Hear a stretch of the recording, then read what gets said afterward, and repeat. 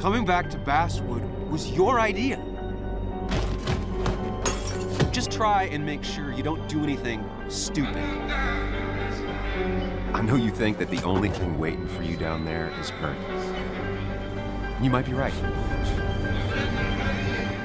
Bonjour à tous, c'est Simon et je suis avec vous pour vous parler d'un genre qui nous intéresse beaucoup à écran large. Ce genre, c'est le thriller surnaturel. Alors, pourquoi est-ce qu'on a envie de vous en causer? Parce qu'il nous semble que c'est un genre qui pourrait avoir l'air un peu bâtard comme ça, mais qui a beaucoup d'influence, qui est très représenté au cinéma, mais aussi dans les jeux vidéo. Et ce qu'il a de particulier, c'est qu'il y a un romancier, un auteur, qui a contribué énormément, indirectement, via la littérature, à forger les grandes images, les grandes mythologies de ce genre. Cet auteur, c'est Stephen King, et on avait envie de voir un petit peu, justement, comment son œuvre s'est instillée, s'est distillée dans énormément d'autres créations. C'est une appellation comme ça qui semble un peu floue, et c'est normal. Elle peut rassembler énormément de choses. Aussi bien, on va dire, des adaptations de Stephen King, on pense à Dead Zone, que des films qu'on aurait tendance à classer dans le thriller ou dans le fantastique, quand bien même il mélange les deux. Je pense à des classiques comme Ne vous retournez pas ou Angel Heart. Il y a quantité d'œuvres de ce type qui appartiennent à la fois à ces deux registres. Dans ces derniers romans, l'œuvre de Stephen King, elle s'est beaucoup recentrée sur le polar, bien plus directement, bien plus franchement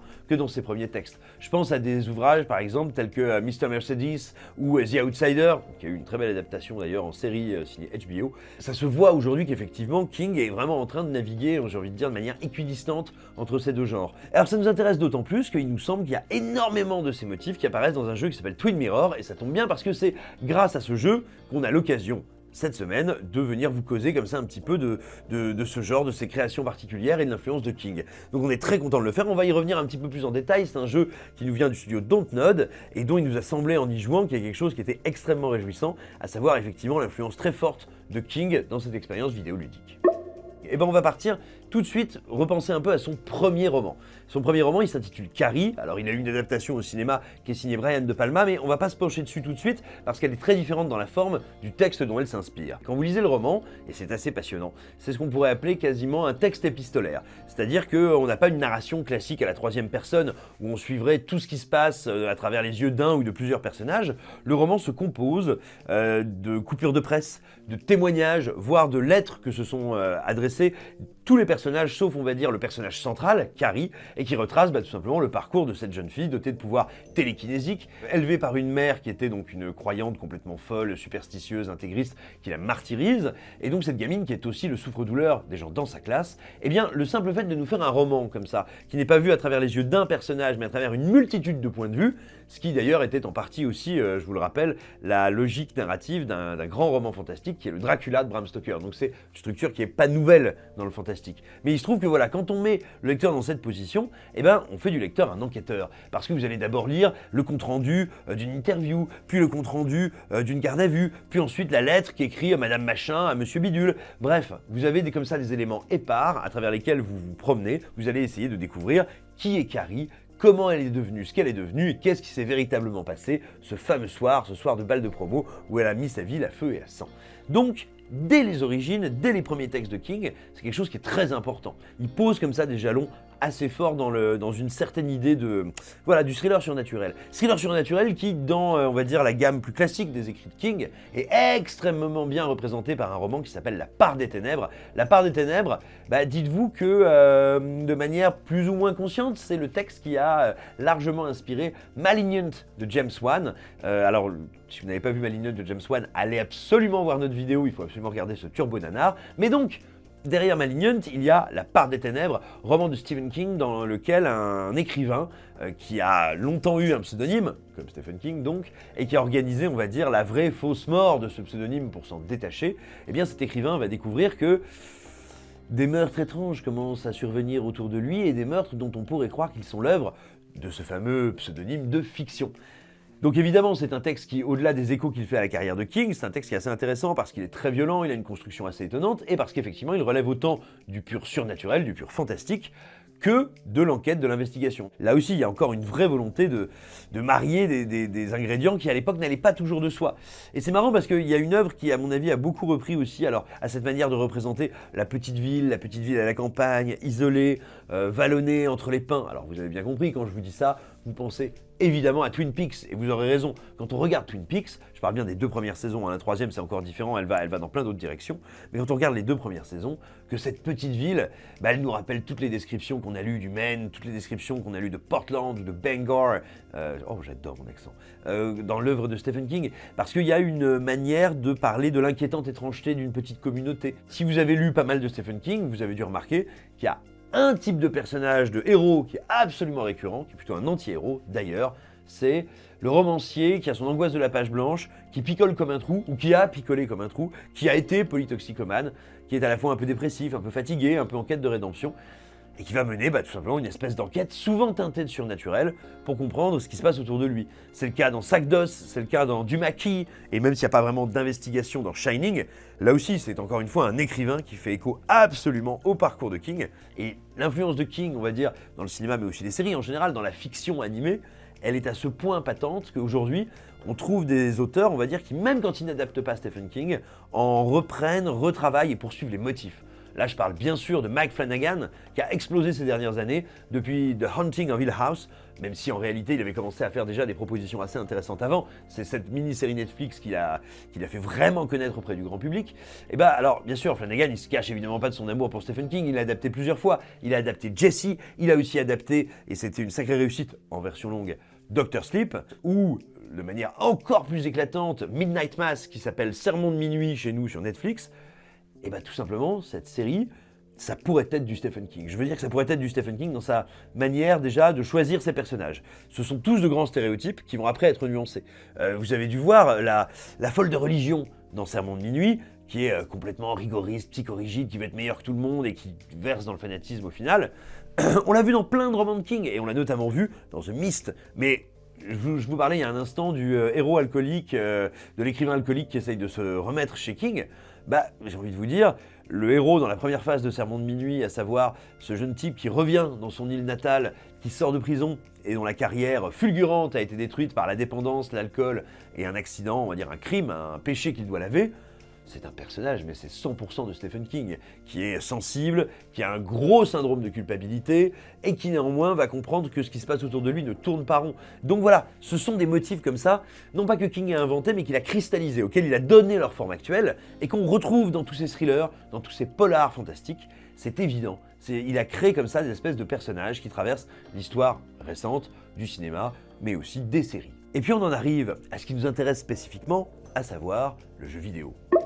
Alors, ces dernières années, moi, il y en a un que je trouve particulièrement frappant, on va dire, dans son rapport à Stephen King, c'est évidemment Life is Strange. Alors, c'est pas un récit à la Stephen King, c'est différent, c'est un jeu narratif, d'ailleurs très intéressant et très réussi, coucou Dontnod, un jeu vraiment plaisant, mais tout simplement, la petite cité, la petite ville dans laquelle se déroule l'intrigue, c'est évident qu'on pense tout de suite à du Stephen King, dans la manière dont, encore une fois, les protagonistes sont agencés, dont ils interagissent avec le personnage qu'on joue, les rapports qu'ils ont entre eux, les rapports également, j'ai envie de dire, de doute, de difficulté à s'insérer dans un groupe. C'est que des choses qu'on a retrouvées dans toute la carrière de Stephen King, que ce soit dans la description du fameux Club des Losers, dans Ça, qui est un de ses plus beaux romans et un de ses plus populaires. Il y a comme ça plein de trucs dans Life is Strange qui évoquent King. Mais il faut regarder aussi un autre jeu narratif qui est clairement, alors là, est allé faire du Stephen King porn, en veux-tu, en voilà, c'est Until Dawn. C'est pas forcément la première référence à laquelle on pense, parce que Until Dawn a logiquement mis en avant tous ces clins d'œil et toutes ces révérences adressées, on va dire, à la culture du cinéma horrifique de ces 20-30 dernières années.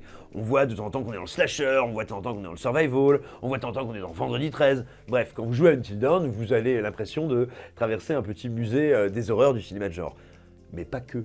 La manière dont les personnages interagissent, encore une fois, le décor, la mythologie, le fait qu'il y ait au centre de Until Dawn une espèce de vieille mine qui a joué un rôle social terrible et où il y a eu une tragédie mutante, dirons-nous, qui a été cachée à beaucoup de personnages, ça, c'est une manière de l'amener dans la narration qui est très Stephen Kingienne. Et je dirais, dans sa deuxième partie, le jeu assume totalement ça, parce que une des ruptures que fait Stephen King avec, on va dire, la littérature fantastique classique, c'est que tout simplement King, c'est l'auteur qui arrête avec le hors-champ en littérature.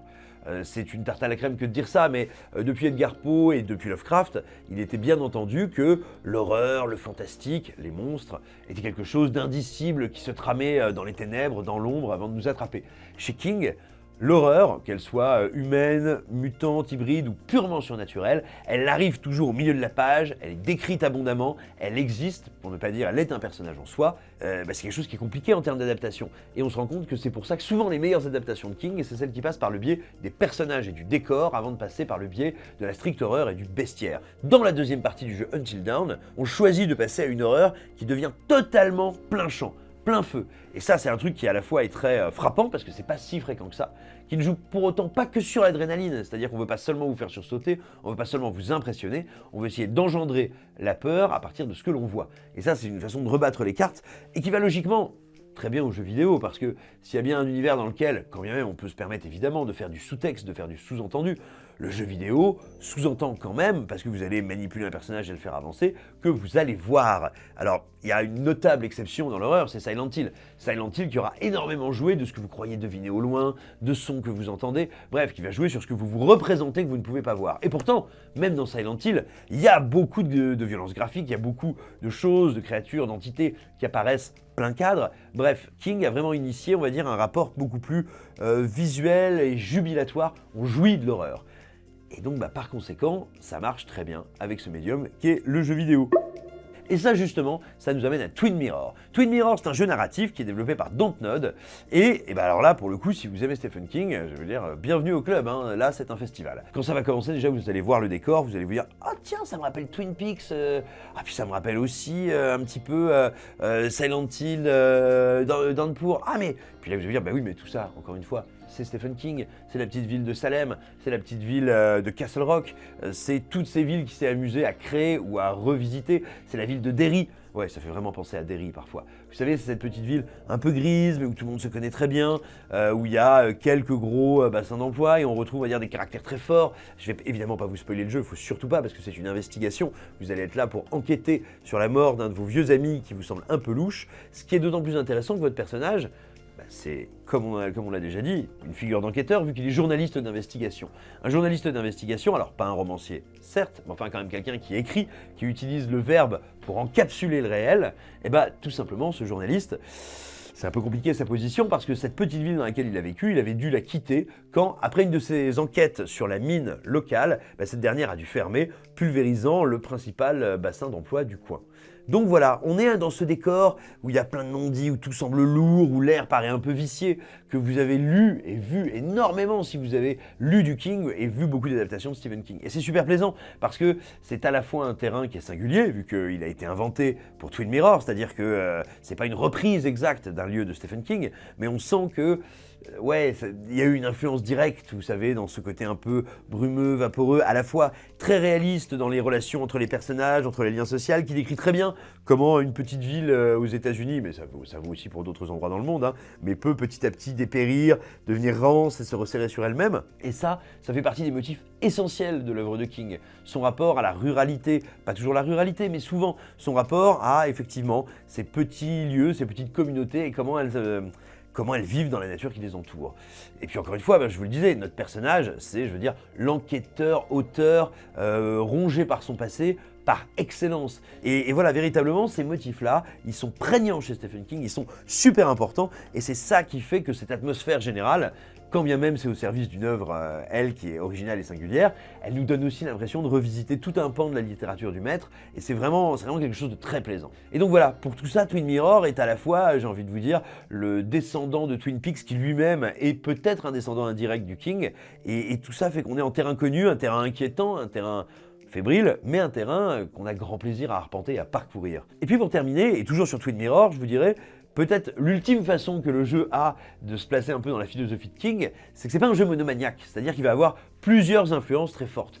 Notamment quand vous devez résoudre des enquêtes dans le jeu, et ça c'est une des phases franchement les plus réussies, vous allez passer dans un mode un peu alternatif. C'est-à-dire que vous n'allez pas seulement interroger des personnages, rassembler des indices, bien sûr vous allez le faire, mais quand vous devez essayer de comprendre, reconstituer quelque chose qui s'est passé, que ce soit un meurtre, un accident, enfin quelque événement que ce soit, le jeu bascule, vous allez basculer dans la tête, à l'intérieur de la psyché de votre héros. Dans ce ce qu'il appelle son palais mental. Alors des palais mentaux, il y en a eu plein chez Stephen King, mais alors vraiment des quantités. Je ne sais pas si vous vous rappelez Dreamcatcher. Dreamcatcher, il y a quasiment un tiers, presque la moitié du roman qui se passe à l'intérieur du palais mental d'un des personnages. C'est un sacré défi, d'écrire comment un personnage est en pleine introspection et se parle à lui-même. Et c'est aussi quelque chose qui se passe dans Twin Mirror, parce que quand vous allez devoir résoudre une enquête, tout simplement le décor change et vous allez pouvoir utiliser, reconfigurer ce qui se passe autour de vous pour vous dire tiens, et imaginons, si finalement, je dis ça seulement au pif, c'est pas un spoiler, tiens, si finalement il n'avait pas eu de jambe de bois, mais une béquille, et puis si au lieu de marcher, il reculait. Et puis vous allez comme ça changer des éléments, vous allez les voir changer sous vos yeux dans ce monde, et ça va raconter comme ça autre chose, vous allez voir se développer plein d'embranchements, d'enquêtes, de possibilités de réponses, et ça, moi, c'est un des trucs que je trouve les plus excitants, les plus stimulants. Et puis, ce qu'il faut bien voir aussi, c'est que ces moments-là, ces passages, ils sont faits, même si bien sûr ils utilisent le moteur du jeu, ils sont faits dans une esthétique très particulière. Si vous aimez bien la science-fiction, ça va sans doute vous rappeler un film qui s'appelle Source Code. Jake Gyllenhaal se réveille dans un train, le train explose, et là il découvre qu'en fait il n'est pas vraiment dans le train, il est dans une simulation qui se reproduit à l'infini tant qu'il n'a pas réussi à comprendre pourquoi il y a eu explosion, est-ce qu'il y a eu une bombe, et s'il y a eu une bombe, qui l'a posée. Alors vous me direz, mais quel rapport avec Twin Mirror? Eh bien, très souvent, dans la démarche graphique du film, dans les transitions, quand on change de scène, quand on passe d'un plan de réalité à un autre, l'image se construit et se déconstruit d'une certaine manière, visuellement, qui est très proche de ce qu'on va trouver dans Twin Mirror. Et moi, ça me semble évident qu'il y a eu inspiration des développeurs de ce côté-là. Encore une fois, pas du tout un plagiat, mais qui se sont dit « Ah tiens, ça c'est un concept marrant, comment est-ce qu'on pourrait le déployer de notre côté ?»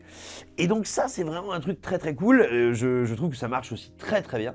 Mais ça n'est pas la seule, on va dire, la seule influence qu'on trouve hors Stephen King dans Twin Mirror. Bon, il y en a une qui me plaît assez, qui me semble plus littéraire, mais qui me semble très vraie. Vous avez peut-être lu une nouvelle de Maupassant qui s'appelle Le Horla. On l'a fait souvent lire aux collégiens ou aux lycéens, donc vous avez de fortes chances d'en être passé par là. Si vous ne l'avez pas lu, allez la lire, ça doit faire 80 pages à tout péter. C'est incroyablement écrit. C'est un des très très beaux textes fantastiques français du 19e, et il n'y en a pas des masses. Superbe texte qui raconte l'histoire d'un homme qui un jour commence à être persuadé. Un homme très riche, très bourgeois, ce qu'on appelle quelqu'un de oisif, qui n'a pas besoin de travailler pour vivre, il vit de ses rentes. Il est plutôt indolent, insouciant.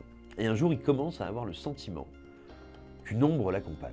Il y a quelque chose, une entité qui est avec lui, qui interagit avec lui, et qui va, on va dire, absolument, littéralement, tout détruire dans sa vie, ou plutôt le faire tout détruire dans sa vie. Et justement, dans Twin Mirror, eh bien, le héros que nous incarnons, il a un double.